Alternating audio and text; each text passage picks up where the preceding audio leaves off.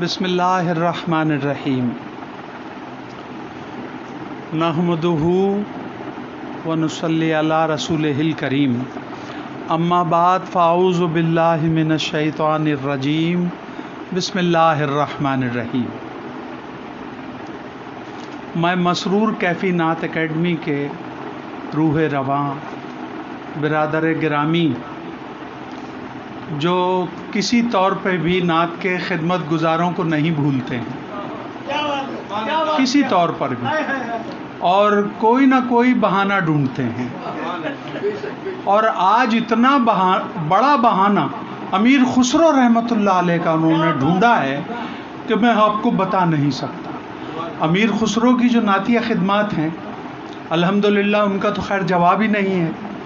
اور آج علامہ فیصل عزیزی بندگی کا یہ موضوع خاص ہے، تو انشاءاللہ آج یہ دیکھیے گا زر و جواہر لٹائیں گے انشاءاللہ، یہ ان کے مزاج کا موضوع ہے، اور آج یہاں شاہ صاحب بھی رونق افروز ہیں، تو الحمدللہ یہ جو خسرو کے پیروکار ہیں۔ میں مقلد تو احمد رضا کا ہوں مگر میرا مسلک امیر خسرو والا ہے۔ قوالی سنتا ہوں بھیا، کوئی بھی سمجھ لے، قوالی سنتا ہوں، ہاں میرا مسلک جو ہے امیر خسرو والا ہے الحمدللہ۔ تو ابرار نے آج ہم سب کو جو شاد کیا ہے اور جو تقویت پہنچائی ہے، اللہ انہیں سلامت رکھے۔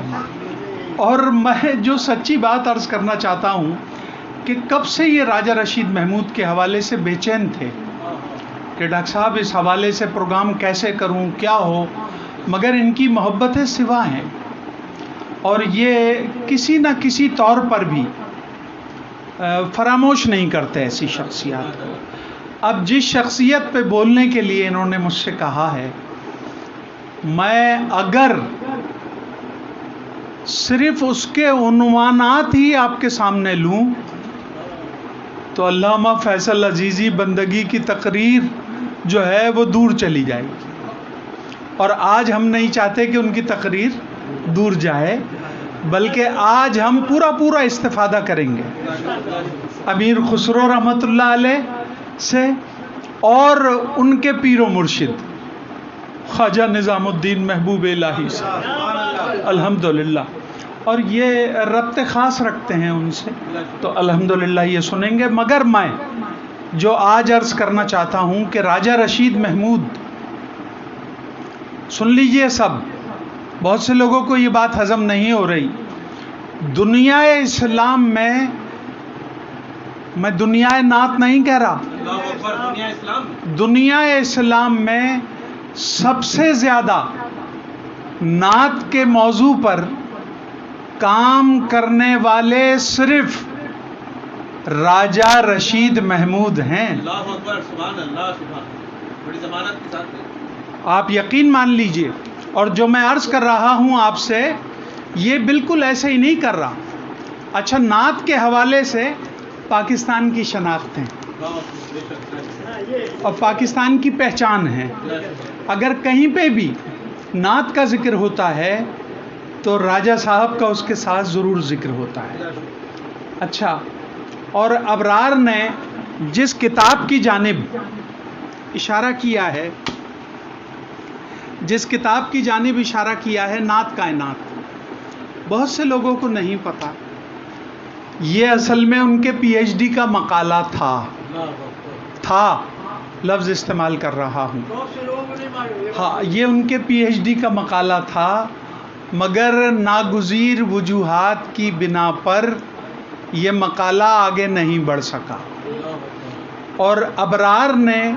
اس کے بارے میں الحمدللہ اب یہ شعبہ نعت میں ان کی خدمات بھی الحمدللہ قابل تحسین ہیں، اور آپ دیکھیں کہ صرف ایک کتاب دکھا دی ہے، اور وہ ایک کتاب اتنی عظیم کتاب ہے کہ جس کی لائبریری میں یہ نہیں ہے، جس نے اس کا مطالعہ نہیں کیا ہے،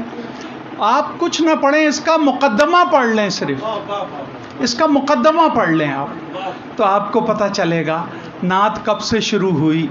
کیسے کیسے اس نے مدارج طے کیے اور یہاں تک کیسے پہنچی۔ تو یہ ان کے پی ایچ ڈی کا مقالہ تھا، اور اس پر پی ایچ ڈی نہیں کر سکے وہ چند ناگزیر وجوہات کی بنا پر. انہوں نے مجھے ایک خط بھی لکھا ہے کیونکہ میں نے تفصیل چاہی تھی. ایک صاحب میرے پیچھے پڑ گئے کہ انہوں نے پی ایچ ڈی کا مقالہ کہا ہے. میں نے کہا نہیں بھائی، میں نے پی ایچ ڈی کا مقالہ نہیں کہا، بلکہ انہوں نے یہ کام پی ایچ ڈی کے لیے کیا تھا. اچھا، راجہ رشید محمود کہیں پر بھی مصلحت سے کام نہیں لیتے تھے. مصلحت سے کام نہ، اگر خلاف طبیعت کوئی بات ہے تو اس پہ ڈٹ جایا کرتے تھے. تو اس لیے عرض کر رہا ہوں کہ یہ نعت کائنات جو ہے یہ اتنا اہم کام ہے، اور اللہ ہمارے شاعر صاحب کو، شاعر علی شاعر صاحب کو، رنگ ادب پبلیکیشنز والوں کو توفیق دے کہ انہوں نے اس کو بالکل تیار کر لیا ہے، اور انشاءاللہ اس کا نیا ایڈیشن وہ شائع کر دیں، کیونکہ راجہ صاحب نے اس کی اجازت دے دی تھی انہیں اپنی زندگی میں. تو عرض اس لیے کر رہا ہوں کہ آپ حضرات اگر نعتیہ اصناف کو دیکھنا چاہتے ہیں کہ کتنی اصناف ہیں نعتیہ ادب میں، تو راجہ صاحب نے ان سب کے نمونے اس میں جمع کر دیے ہیں اور بہت اہم کام کیا ہے. یہ تو صرف ایک نمونہ ہے.